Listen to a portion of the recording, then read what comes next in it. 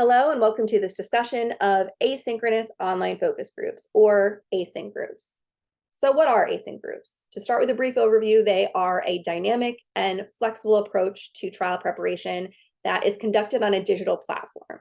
So not digital conferencing like Zoom, and certainly not in person. They're conducted on Reddit-style platforms. So if you're familiar with that, it's essentially like a discussion board. So you're still maintaining the collaborative aspect that is typical of any focus group. However, you're creating a much more flexible environment for participation, which leads into one of the main advantages of asynchronous online focus groups: flexible and diverse participation. So by using this method, you're going to get a much more representative sample than any other type of focus group. Other type of focus groups require people to have their own transportation, to be available at a suitable time for every person participating. Asynchronous groups don't require this. You can participate from the comfort of your own home. As long as you have even intermittent access to the internet, you're eligible to participate. You aren't just getting feedback from people who are available at the same time. And being available at the same time is a non-random component to your sample. So if you're only hearing from people available from 9 to 5 on a Thursday, that is going to be a group of people that's linked in a non-random way. It's not going to be as representative or diverse as if you are opening up your sample to anyone who can participate at any time, as long as they're able to participate and have at least an hour of their day where they can access the internet. So this is going to make your results much more scientifically valid. You're also collecting that methodologically superior data in real time. And real-time data collection is not just great because you get your data quicker, but you're also getting your data without a need for transcription, which of course is less time consuming, but additionally eliminates human error. There's no possibility of transcription error because there's no transcripting happening. And also, the medium for communication is written versus verbal. And that's something we see that is preferred by participants. They prefer to express their thoughts in writing versus saying them out loud. This can be because they're not comfortable speaking in a group, which we'll talk about in another advantage might contribute to less accurate data collection. But you can also participate in a way that's more elaborate. So you are able to describe your thoughts in more detail. And when you're talking out loud in a group, you might be worried about taking up too much of the group's time, about feeling embarrassed to talk in a group, or quite simply, you feel more articulate writing things down. And in an asynchronous group, you're given as much time as you want to do so. So people often participate more. There's more data being collected. And some people are concerned about the lack of nonverbal communication going on, but that actually leads to more explicit descriptions from the people participating. So they're also aware that they aren't able to rely on anything else, no nonverbal communication, in order to get their point across. So what does that mean? They're more explicit in their description. They take the time, okay, the only way that I'm able to communicate is with what I'm writing down, not with my hand gestures, not with anything to do with my body language, not even with nodding along. I have to be very explicit, which as a data point is much easier to analyze.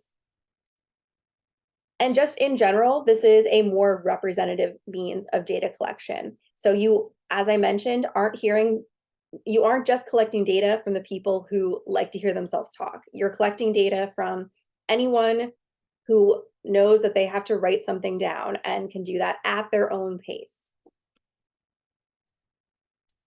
Another benefit is that participants are guaranteed anonymity.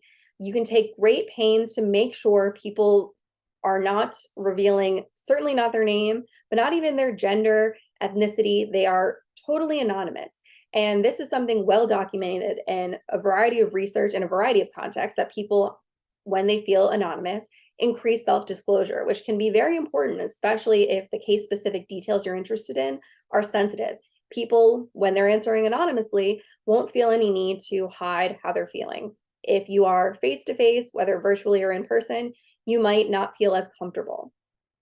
And even if it's not an issue of comfort, or if what you're saying is sensitive in some way, people just feel like they don't have to succumb to pressures of social desirability.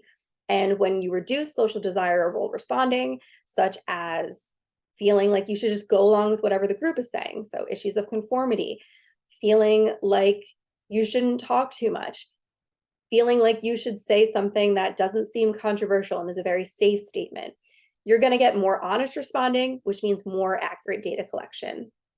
And also, the moderator is anonymous. And something well documented in the behavioral science is experimenter effects. So characteristics of the experimenter or the moderator can affect how the participants behave.